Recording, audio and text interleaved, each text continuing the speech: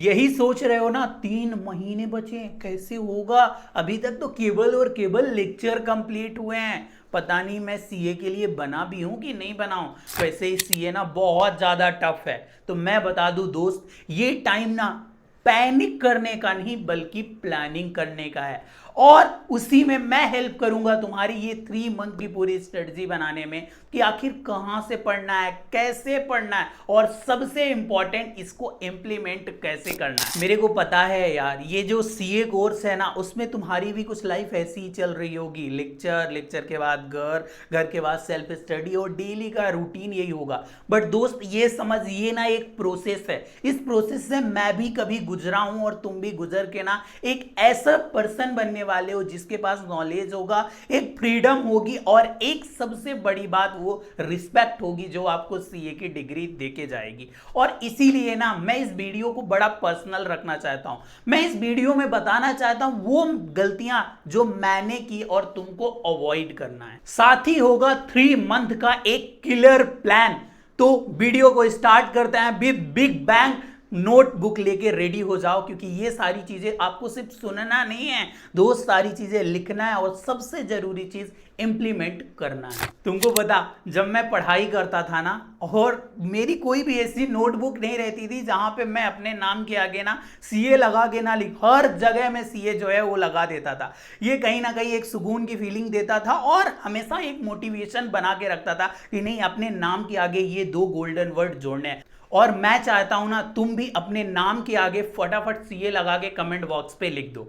So first point जो कि आपको ध्यान रखना है, आपके लेक्चर खत्म हो गए होंगे, बट आपको ना अभी पता होना चाहिए कि एरिया ऑफ फोकस क्या करना है, कौन सी चीज है जो कि हमें सबसे ज्यादा इंपॉर्टेंट रखनी है। देखो, आपके सामने सब्जेक्ट होगा लाइक अकाउंट, बट उसमें सारे सब्जेक्ट ना इक्वल इंपॉर्टेंट नहीं होंगे। उसमें कुछ चैप्टर ऐसे होंगे जो कि मैक्सिमम मार्क्स आपको देके जाते हैं और मैक्सिमम टाइम एग्जाम में आने के चांसेस रहते हैं। ये कहां से मिलेगा, मैं आपको यहां पे एक स्क्रीन भी शेयर कर रहा हूं। आईसीआई की वेबसाइट पे जाओगे ना, वहां पे आईसीआई ने वेटेज दिया हुआ है हर एक सब्जेक्ट का। उन्होंने वेटेज तय कर रखा है कि यहां से इतना क्वेश्चन तो मिनिमम आना ही है। आपको भी ऐसे ही करना है ताकि 100% कोर्स आप कंप्लीट करो विथ प्योरिटी। मतलब एबीसी एनालिसिस, लाइक किस चैप्टर को हमें पहले करना है और किस चैप्टर को बाद में करना है, ये आपको बहुत अच्छी तरीके से पता होना चाहिए।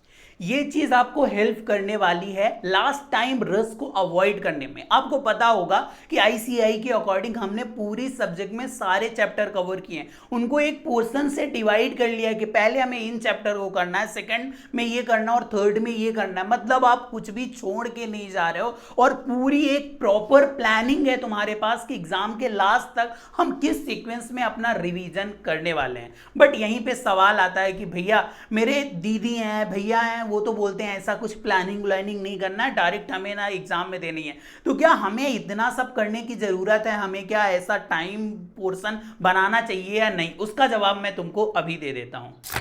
देखो, आप यदि पेन कॉपी लेके बैठते हो ना, पूरे 3 मंथ का कैलकुलेशन करते हो, उसमें हर एक सब्जेक्ट का एक डे डिवाइड कर देते हो। लाइक पर सब्जेक्ट आप 6 to 7 8 डेज देते हो, देन उसमें चैप्टर वाइज आप अलोकेट कर देते हो ना स्टडी। तो इससे क्या होगा ना, आपको एक क्लियर कट पता चल पाएगा कि हमारे पास सिर्फ और सिर्फ आज ना हर एक सब्जेक्ट के लिए 6 से 7 दिन ही है। इसमें हमको इतने सारे चैप्टर कंप्लीट करने हैं। हर दिन एक तुमको प्रोग्रेस होता दिखेगा। उसमें आपको किसी एक्सटर्नल मोटिवेशन की जरूरत नहीं रहेगी। जब आप नेक्स्ट डे उठोगे ना और देखो कि एक दिन चला गया और मेरा इतना टारगेट था, मैंने इसको किया नहीं, ये आपकी इफिशियंसी को इंक्रीज करेगा। इसलिए बेटा, पूरा एक प्लानिंग जो है वो तेरे को कर लेनी।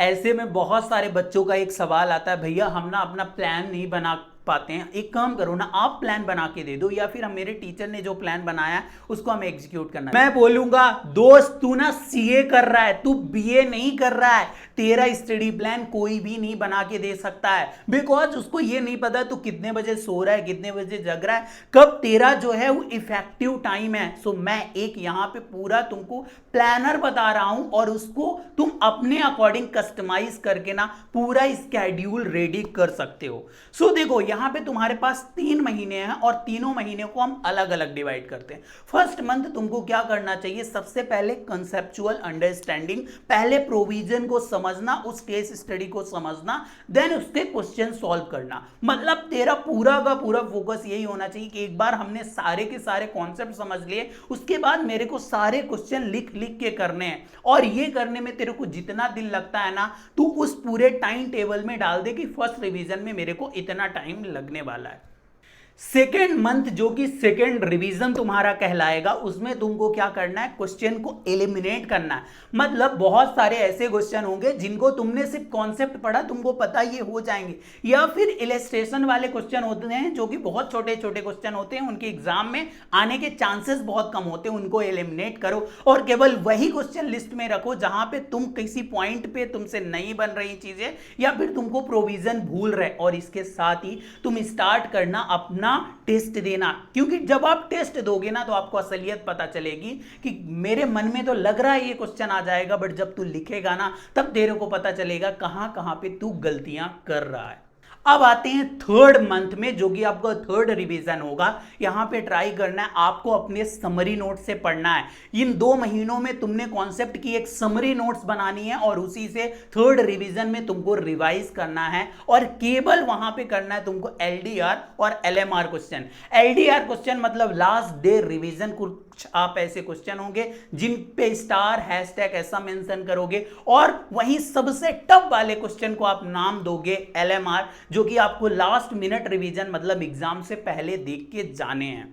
पर भैया सुनो ना, मेरे से ना इतना सब नहीं हो पाएगा। अब बताओ ना कैसे मैं इतना स्टडी प्लान, इसके बाद पूरी सारी चीज़ें, मॉक टेस्ट बनाना, डेली का रूटीन लिखना, ये सारी चीज़ें कैसे। हम तो ना दिन भर तो यूट्यूब में लेक्चर देखते हैं ना, उससे हमको ऐसा लगता है कि सारी चीज़ें आ रही। मैं बता दूं बेटा, और तुमको ऐसा लग रहा है ना कि तुमसे इतनी सारी चीज़ें नहीं हो पाएगी ना, तो उसके लिए हमने लॉन्च किया है 1-to-1 mentorship cum test series programme, जहाँ पे आपको मिलेगा chapter wise test, full syllabus test जो कि चेक होके चार्टर्ड अकाउंटेंट आपको देंगे, डेली का वहां पे टास्क मिलेगा। इसके अलावा आपको एवरी वीक मेंटरशिप मिलेगी विद चार्टर्ड अकाउंटेंट, और ये सब कुछ आता है 100% रिफंड पॉलिसी के साथ। इट मींस यदि तू एग्जाम क्लियर नहीं करता है ये सारी चीजें करने के बाद भी, तो तेरे को हम प्रोवाइड करते हैं 100% रिफंड, बिकॉज हमें बिलीव है हमारे प्रोसेस पे कि यदि तू इतना सब कुछ करता है तो तेरा पास होना तय है। बेटा आपको ध्यान रखना चाहिए, ये सिर्फ और सिर्फ 51 स्टूडेंट के लिए अवेलेबल होता है। डिस्क्रिप्शन बॉक्स पे लिंक है, फटाफट जाके वहां से आप चेकआउट कर सकते हो। इसके अलावा कुछ भी प्रॉब्लम आती है वहां पे व्हाट्सएप सपोर्ट है, वहां आप पूछ सकते हो। अब आपके लास्ट क्वेश्चन में आते हैं कि भैया ये सारी चीजें चलो हम बना भी लेंगे, पर मेरे को बताओ ना ये चीजें इंप्लीमेंट कैसे करनी है। तो मैं बता दूं, यदि आप यहां तक सच में वीडियो में बने हो ना, तो आप उन स्टूडेंट में हो जो इंप्लीमेंट करके दिखाएंगे। और बेटा यदि अभी तक वीडियो को लाइक नहीं किया ना, फटाफट वीडियो को लाइक कर दो, उन दोस्तों के साथ अपने जरूर शेयर कर देना जिनकी भी एग्जाम अपकमिंग 3 मंथ में होने वाली है। तेरे को मैं बताने वाला हूं कि तू कैसे यहां पे ना इंप्लीमेंट करेगा चीजों को। सबसे पहले तूने किया ब्रेक इट डाउन, मतलब यहां से पूरा 3 महीने का प्लान तूने बनाया, जिसमें क्या किया, पूरे डे लिख दिया, उसके साथ लिख दिया सब्जेक्ट, सब्जेक्ट के साथ तूने चैप्टर, और इस तरीके से सारी चीजें ब्रेक हो चुकी हैं जो तेरे को डेली एफर्ट करने के लिए मजबूर करेगी। और तेरे को दिखेगा कि हमने आज इतना बैकलॉग है, मतलब कल मेरे को पार्टी करने या दोस्तों के साथ घूमने नहीं जाना, बल्कि अपने स्टडी टेबल में बैठ के ना और पढ़ाई करनी है। Second one, active recalling. जब भी तू रिवीजन करेगा ना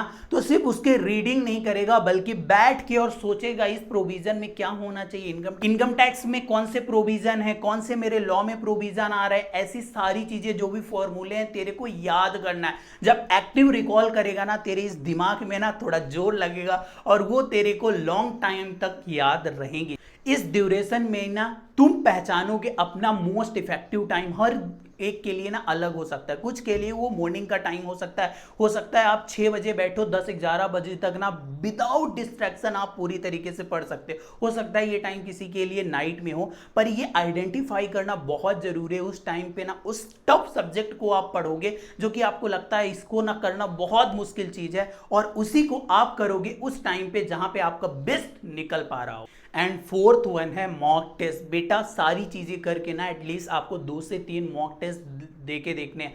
यदि आप नहीं भी इनरोल कर रहे हो ना, तो आप ये समझना चाहिए कि कोई आपके पास ऐसा पर्सन होना चाहिए जो कि सीईओ, जो आपको चेक करके चीजें दे। बिकॉज मॉक टेस्ट लिखना बस अकेले काफी नहीं है दोस्त, उसमें आपको चेक होके चीजें मिलनी चाहिए कि तूने ये गलतियां यहाँ पे की है बेटा, जो ये तू गंदगी कर रहा है ना, तेरे को ऐसे नहीं करना है, इसको ना अच्छे से आपको सजा के एग्जाम में आना है ना। मैं तेरे को एक अपनी पर्सनल स्टोरी बताता हूँ। मैंने भी जब फर्स्ट अटेम्प्ट दिया था ना, तो मेरे को भी ऐसी लग रही थी कि चीज़ें सब कुछ हो जाएगा, मैं तो एग्ज़ाम में जाके अच्छे परफॉर्म करूँगा। बट मैंने टेस्ट वेस्ट कुछ नहीं दे रखे थे, और जब वहाँ पे गया ना तो पूरी तरीके से ब्लैंक हो गया, और उस अटेम्प्ट में मैं फेल हुआ। देन नेक्स्ट अटेम्प्ट में मैंने ये सारी चीज़ें इम्प्लीमेंट करके पास हुआ था। तो मेरे को ये अच्छी तरीके से पता है कि एग्ज़ाम से पहले ना तुम्हारा कॉन्फिडेंस रहेगा जब तक तुम टेस्ट नहीं दोगे। जैसे ही टेस्ट देने लगोगे ना, तुमको समझ में आएगा कि रियल स्टोरी ये है, हमसे एक्चुअल में इतना ही आता है। सो जाओ अपना बेस्ट दो और बहुत अच्छी तरीके से चीजें जो है प्रिपेयर करो। बाकी आपके कुछ भी क्वेश्चन है कमेंट बॉक्स पे डाल देना, मेरे को टेलीग्राम पे फॉलो कर लेना, मैं वहां पे डेली टास्क देते आ रहा हूं। उसके अलावा वहां पे आपको बहुत सारी इंफॉर्मेशन मिल जाएगी। मिलता है नेक्स्ट वीडियो में, तब तक के लिए बाय बाय।